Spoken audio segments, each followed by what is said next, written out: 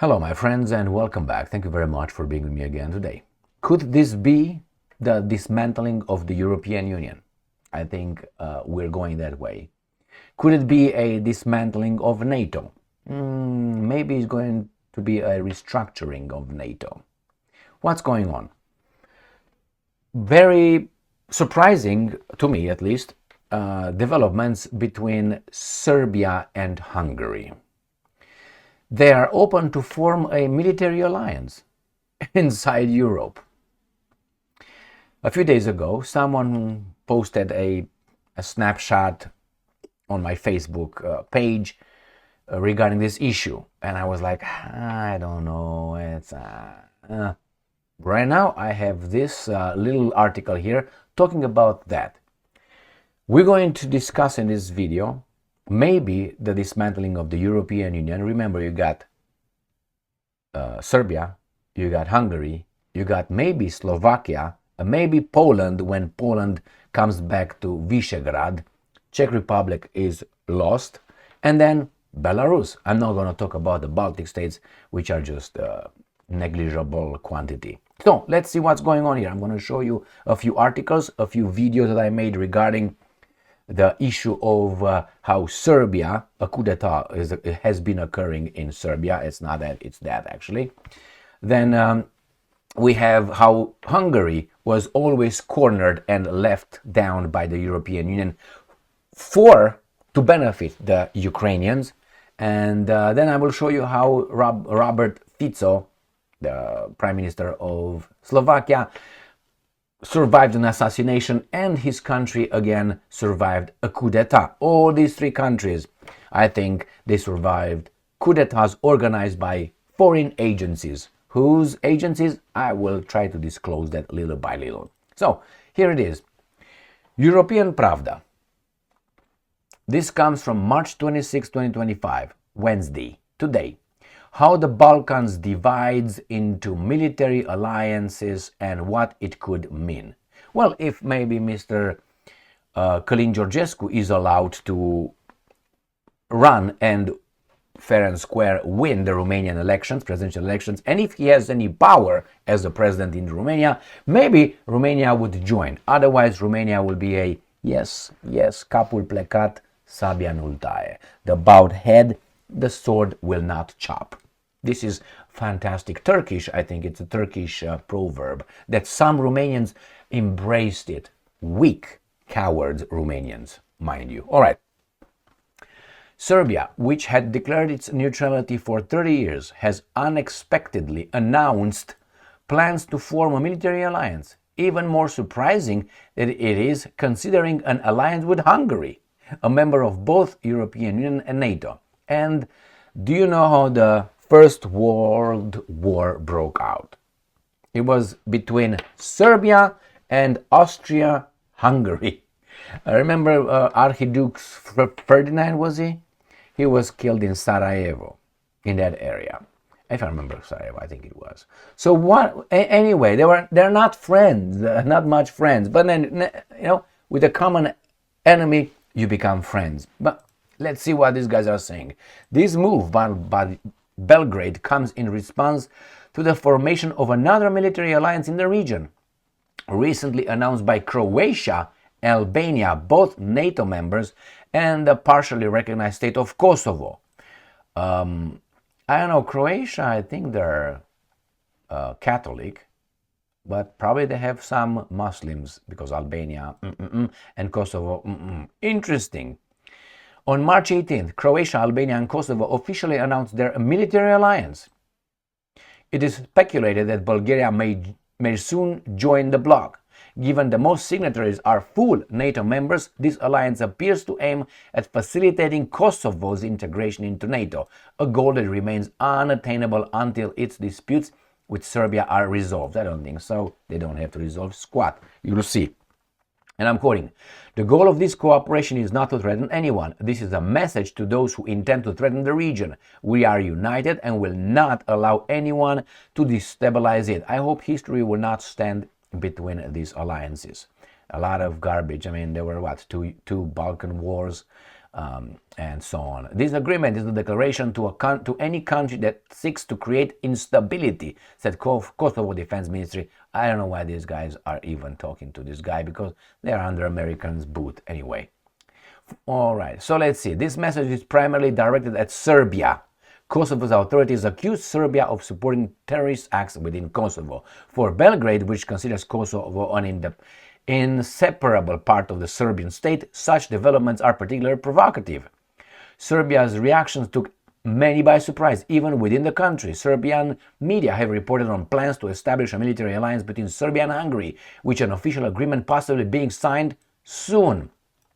On one hand, this move seems logical. Serbia and Hungary support each other, and their leaders, Alexander Vucic and Viktor Orban, are close allies. Okay, why? The same enemy. On the other hand,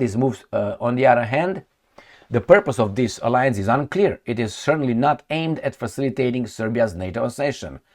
Would Hungary be willing to fight alongside Serbia in a conflict with Kosovo, Albania, and Croatia, and Bulgaria?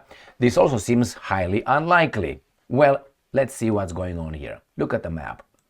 Here is the map of Europe. And I picked it like this with vivid colors, so it's easier for all of us to follow. I mean, I could have picked a different one, but that's, I think, clear enough. So this is Serbia right here. I'm going to show you more. Okay, the Balkan Peninsula, if you incorporate Romania as well, is about this way right here. Okay, and this. So a big, I mean, you could make it smaller, you can make it however you want. Why? Sometimes they incorporate Romania, sometimes they don't incorporate, some incorporate this, some don't. Anyway, this is the area we're talking about. This is Serbia. Then you have, let me just move it to the side. There you go. So we have Bulgaria here, Serbia, we have Kosovo, right? Then you have North Macedonia, we have Albania, Montenegro in between Bosnia and Herzegovina, and Croatia and Hungary. So there is a border between Serbia and Hungary, also a border between Hungary and Slovakia, also a border between Slovakia and Poland, also a border between Poland and Belarus, also a border between Poland and Ukraine. I'm talking about the Russians coming over. Russia is right here. These guys are just, let's don't consider these guys. These guys are going to do what they're told. And right now they're told to yap loud against the Russian bear. And the Russian bear don't even pay attention to them. 6.1 million people, Lithuania, Latvia, Estonia, all together. A city, a village. All right, Poland. So we can have this. Romania, as I said, if it's allowed to, it's going to be probably the sphere of influence of Russia again. Bulgaria wants something? I don't think so. Albania and Croatia, right here. Montenegro is not there. You got Bosnia and Herzegovina. Again, these guys are more Muslims than Croatia, Bosnia and Herzegovina. So why? It matters, my friend. It matters. Serbia, Hungary, Slovakia. We're going to discuss about these three. And if these baboons are allowed to be independent, then it's fantastic as well. Let's look at this little articles. These articles. This comes from Russia Today. This is how Hungary was dropped by its protector, the European Union. Member state accuses European Union of violating energy security guarantees. So what happened? Addressing the bloc's top diplomat, Kaja Kallas, a loser, Hungarian Foreign Minister, fantastic Peter Szijjártó, reportedly cited the recent Ukrainian UAV attack on Turk Stream pipeline. Hungary has accused the European Union of failing to honor energy security guarantees it recently gave the country. That means why? Hungarian Foreign Minister Peter Szijjártó reportedly warned the European Union's top diplomat, Kallas, appointed for no reason, that his country's acquiescence in any further Ukraine-related decisions would be contingent on the bloc's ability to safeguard Budapest energy supplies. The letter came hard on the heels of the Russian Defense Ministry report that 3 drones had been shot down near a key compressor station servicing the Turk Stream gas pipeline on Friday. So that is what? That helps the Hungarians. They provide with gas, my friends. All right, next one. Ukraine admits attacking key oil pipeline to EU. The bloc's eastern members rely on the Russia's network for energy. And here, NATO member accuses Ukraine of threatening its sovereignty because of that. And then we have this. Let's go to the Serbians. These are some videos I made about Serbia. And it's right here.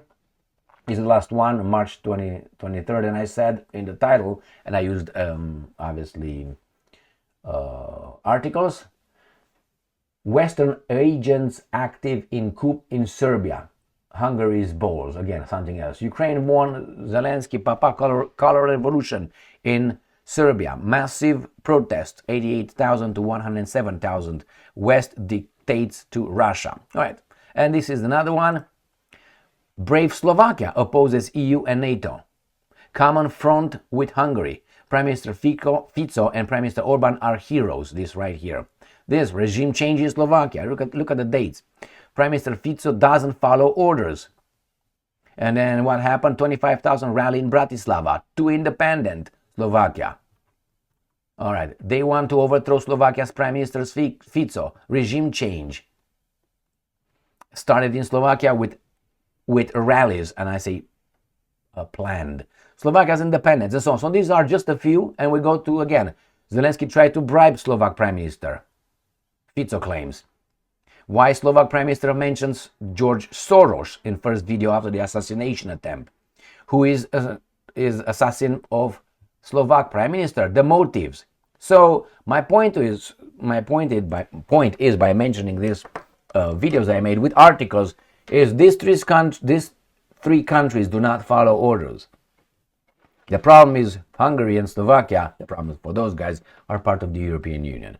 If the guys in Poland will get the real Polish people, patriots, take over Ukraine, they will take over Ukraine too, will take over Poland, maybe they will put together again the alliance, or at least the group from Visegrad, which was again you need over there, as well as Czech Republic. Czech Republic will not do anything right now. They have Peter Pavel, I think his name. He was a former general in NATO, so he's a yes sir NATO. He's not fighting for Czech Republic, I would say. He's fighting for his bosses anyway. So Czech Republic as of now is out of the question. But on the map, it seems like it could be like this. Romania, Serbia, Hungary, Slovakia, Ukraine will fall and will be part of Russian sphere of influence. Poland might be allowed to take part of Ukraine right here, Lviv and the other one, Lutsk or whatever it is, in this area. Lutsk, is it? Let me go up here. Yeah, Lutsk. Okay, so Poland, this is Czech Republic, gone.